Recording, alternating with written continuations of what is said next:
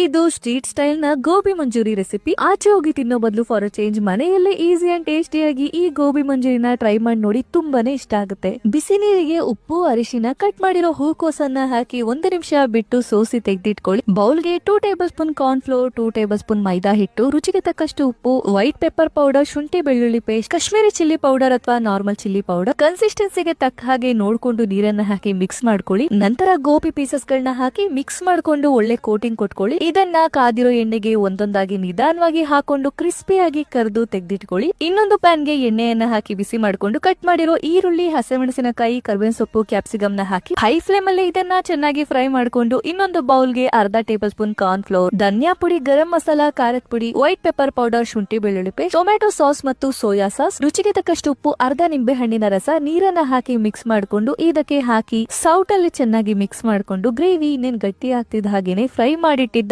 Gobi pieces ಗಳನ್ನ ಹಾಕಿ high flame ಅಲ್ಲಿ ಚೆನ್ನಾಗಿ ಮಿಕ್ಸ್ ಮಾಡ್ಕೊಳ್ಳಿ. ನಂತರ ಇದಕ್ಕೆ ಕಟ್ ಮಾಡಿರೋ ಸ್ವಲ್ಪ ಕೊತ್ತಂಬರಿ ಸೊಪ್ಪನ್ನ ಹಾಕಿ ಮಿಕ್ಸ್ ಮಾಡ್ಕೊಂಡ್ರೆ ಬಿಸಿ ಬಿಸಿಯಾದ ಸ್ಟ್ರೀಟ್ ಸ್ಟೈಲ್ ನ ಗೋಬಿ ಮಂಚೂರಿ ತಯಾರಾಗುತ್ತೆ.